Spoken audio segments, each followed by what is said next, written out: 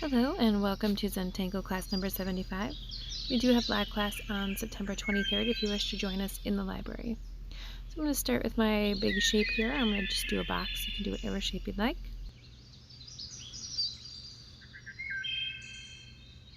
And then we're going to divide it into the grid. I'm going to do probably about a ½ inch grid. You can do yours a little, around the same or something a little smaller than that. It doesn't matter. You just want to have rows that are evenly spaced, or as evenly spaced as you can.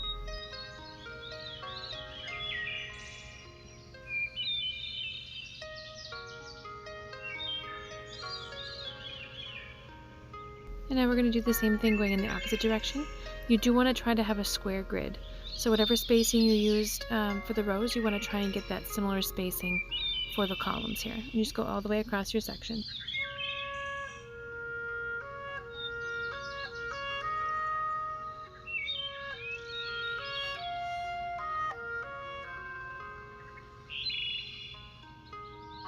Alright, so it looks kind of good. Now we're going to do, this is actually a quad design. It's going to take up 4 squares. So we're going to do these little arched lines. So you kind of arch from one and go up, and then arch back down. So that's the top. And then we're going to do the same thing on the bottom. So you're basically going to make a diamond inside 4 of the squares, and they should be arched like that. I'm just going to keep going all the way across all the rows until I have the entire section. On these end ones, you just kind of have to guess approximately what the shape will be. So if you have kind of a smaller section, like my first row might be a little bit off, it's not quite square. I never start in the first row or section anyway, so it's up to you how you want to do that. But I'm just going to keep doing these little diamond patterns all the way across every row and make sure they're arched.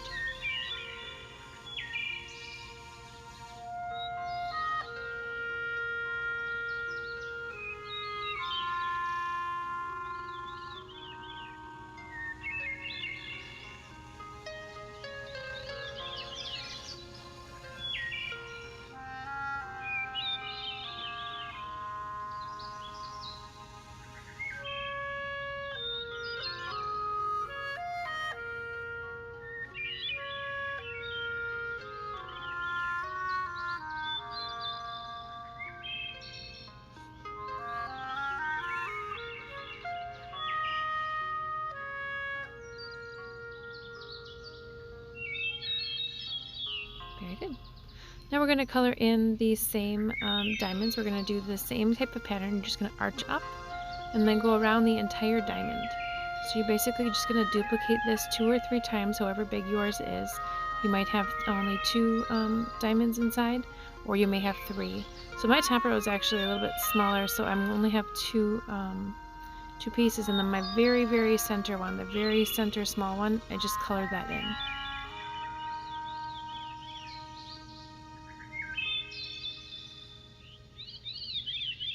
And again, these don't touch each other. You want to follow the same arched pattern that you have on the outside. And then don't forget to do your little end pieces if you have any. Just kind of guess how that would look there.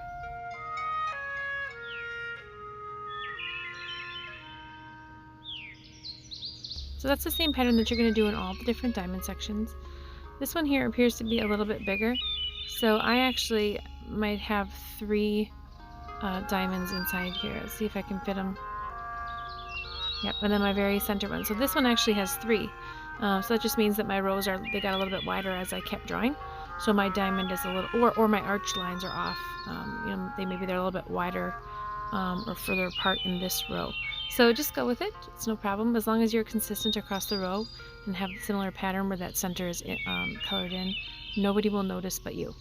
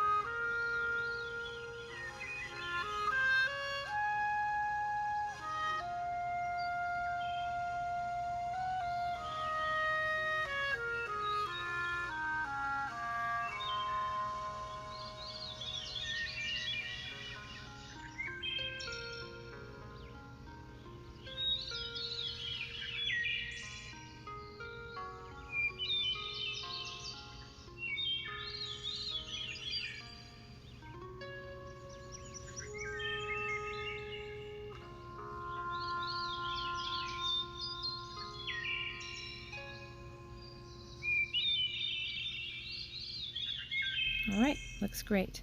So now we're going to fill in this piece here. You can do whatever you'd like, but the original design had a line going right down the middle of this little wedge, and then a couple lines on each side.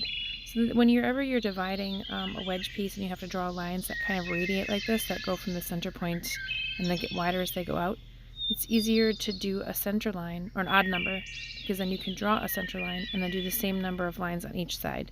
So mine happen to have 3 on each side of my center line. So there's the center line, and then I do 3, or you can just eyeball it, but as you can see, it's a little harder when you eyeball it. Get those out of the way there. So I like doing the center line and then doing, mine has 3 again on each side, but yours might be bigger. You may have 5, or you might want more white space and you only have 2 on each side of that center line. So make sure you go from that point to the arched line and then divide it evenly.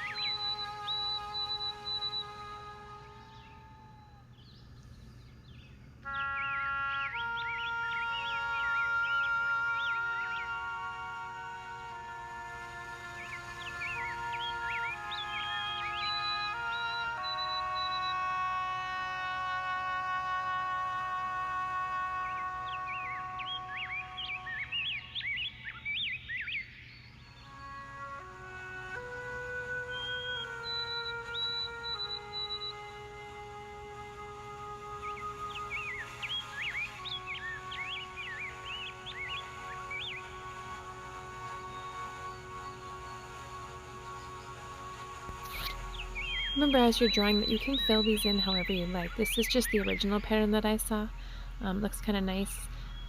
As I'm drawing it here though, and I'm filling up the entire section, it doesn't really have a lot of definition. So we're going to add a little detail to it as soon as I'm done with these to make it pop a little bit more. The original one that I saw had some extra little lines around the very center to make that very center pop out, make it a little bit more of a dark color. So again, you can do whatever you like, and if you don't like this radiating kind of a, I don't know, straw pattern or whatever, you can do whatever you like inside there.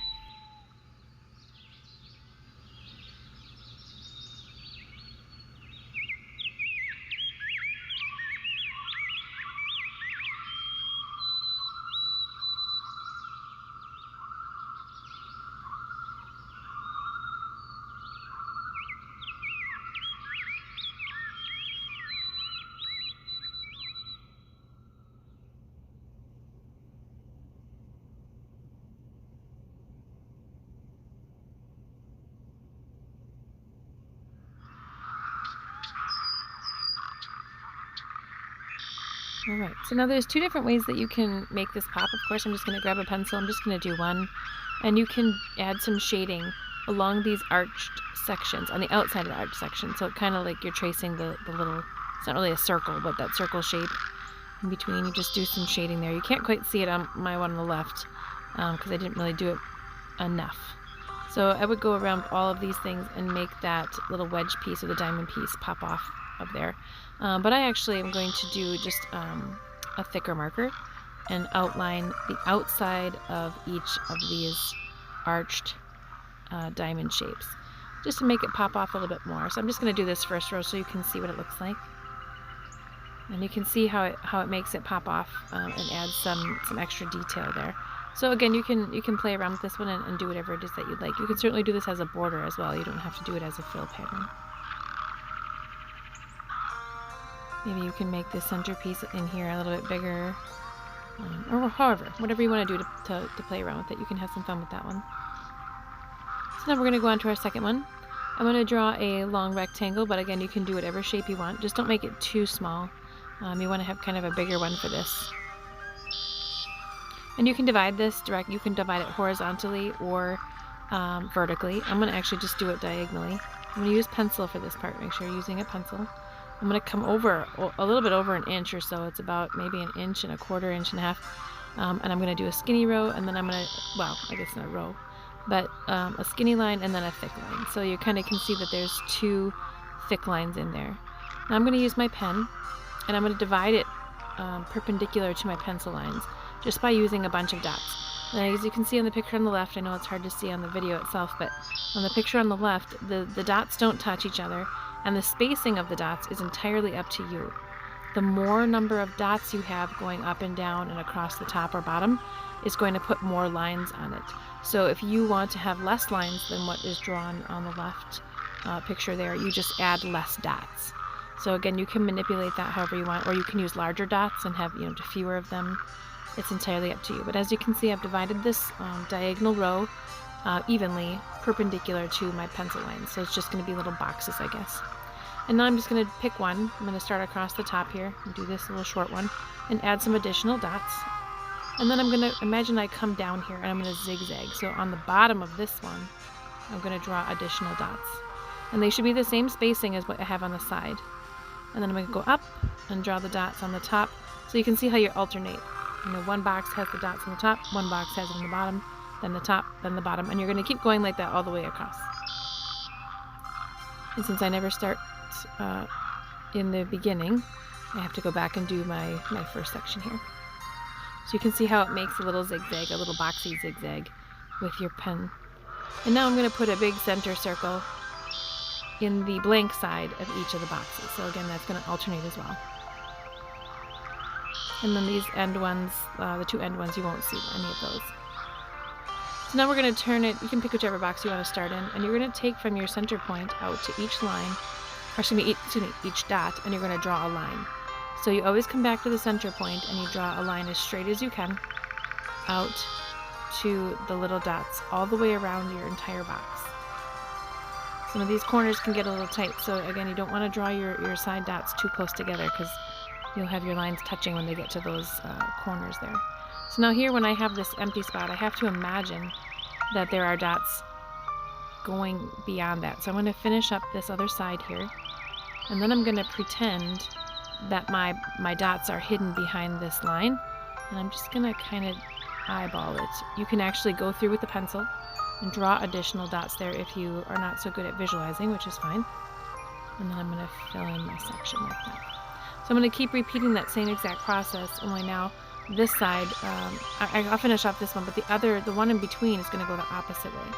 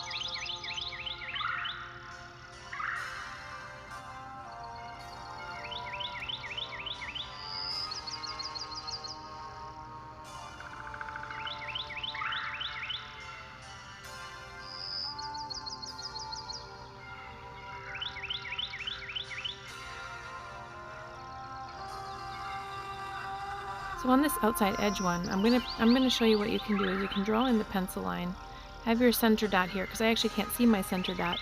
So on these outside ones, if you can't visualize where your center would be, just draw a little quick pencil line there, and you have to just kind of breeze your pen across the section. Obviously you're not drawing a line, but just so you get it lined up and make it look consistent as the other boxes, you can just sort of pretend that there's a dot there and only draw the line inside of your section.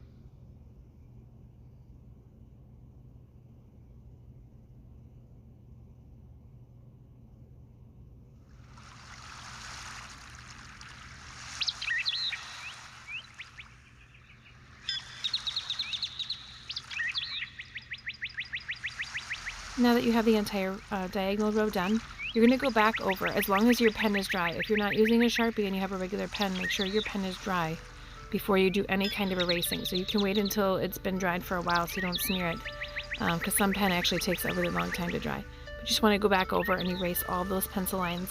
So it looks like you're just really awesome and did a really cool, straight design without using any guides. How awesome are you, right? So I'm just going to keep going and repeat this in this last row here just to give you one more chance to practice.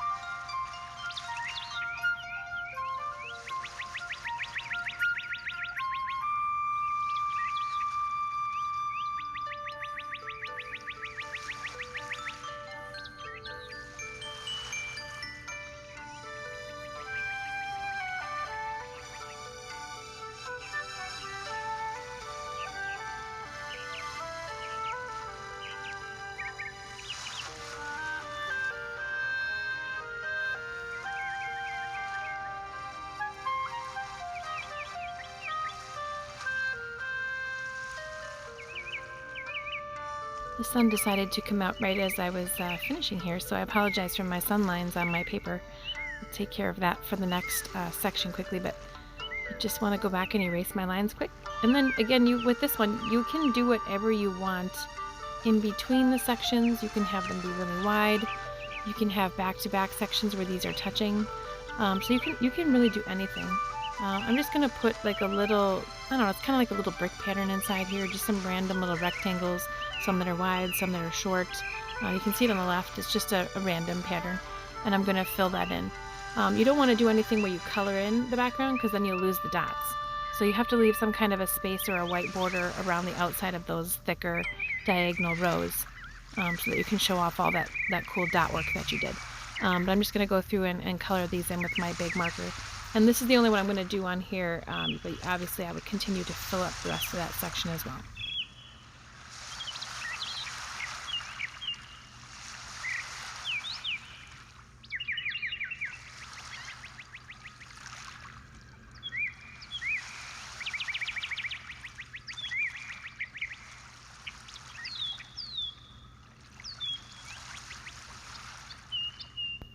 Again, you know by now that you can manipulate this design and pattern however you wish. You can use it as a border, around a section or through a section or whatever it is that you'd like.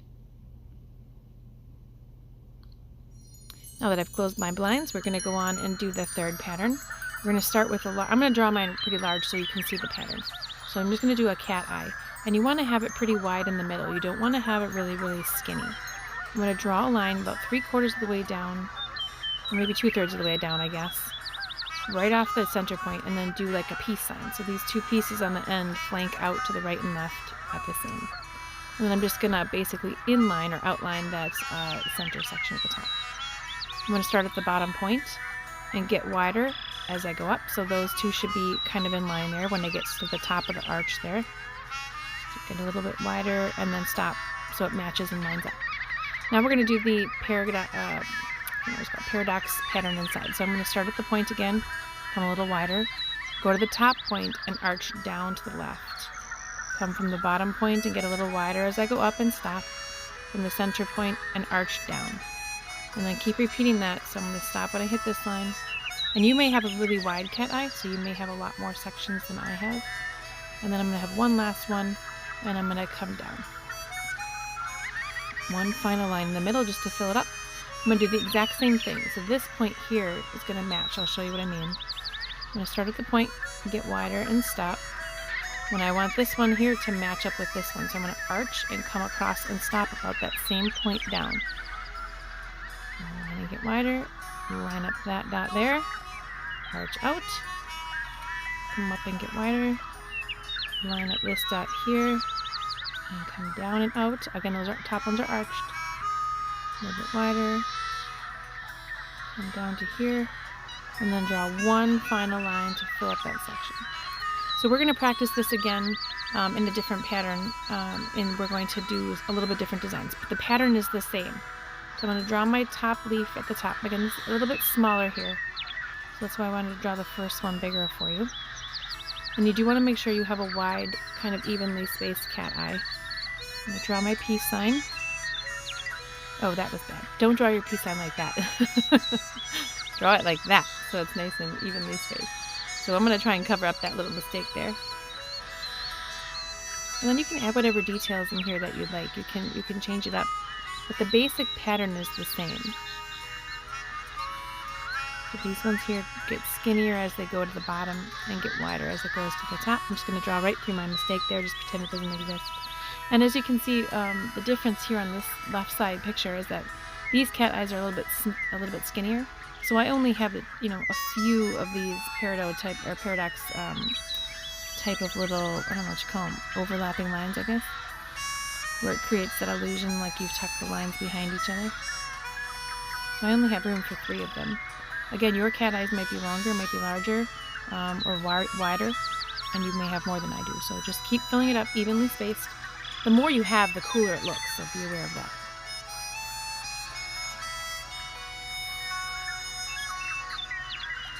So if they're skinny, you're not going to see as many, remember that.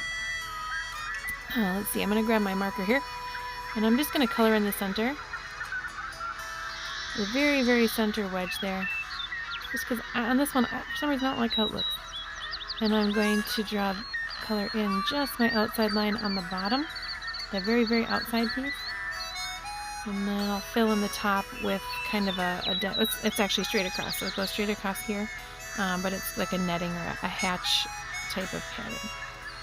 And then I'm going to go up straight here, so just kind of, again, you can fill these in however you want. You can get as fancy and flamboyant as you'd like. So I'm going to go ahead and tuck a couple others around it.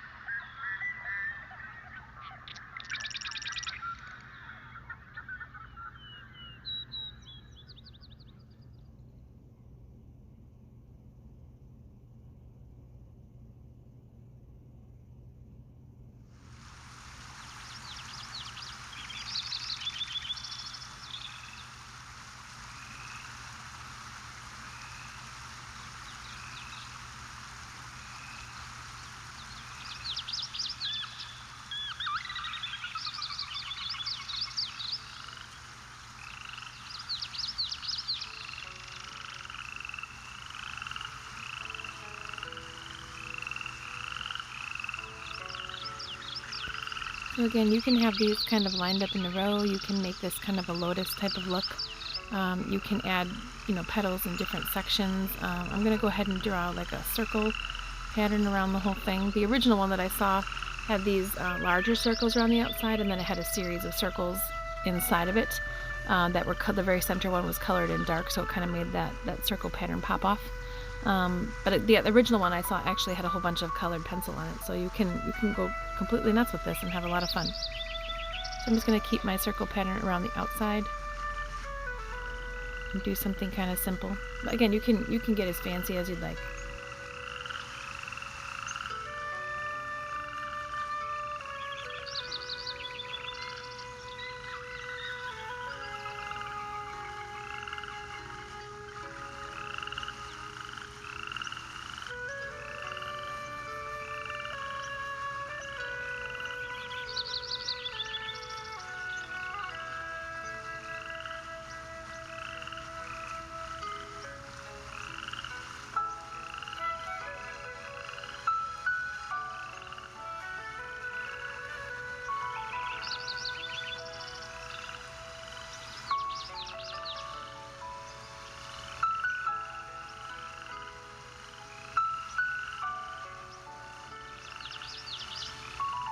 Alrighty, there we go.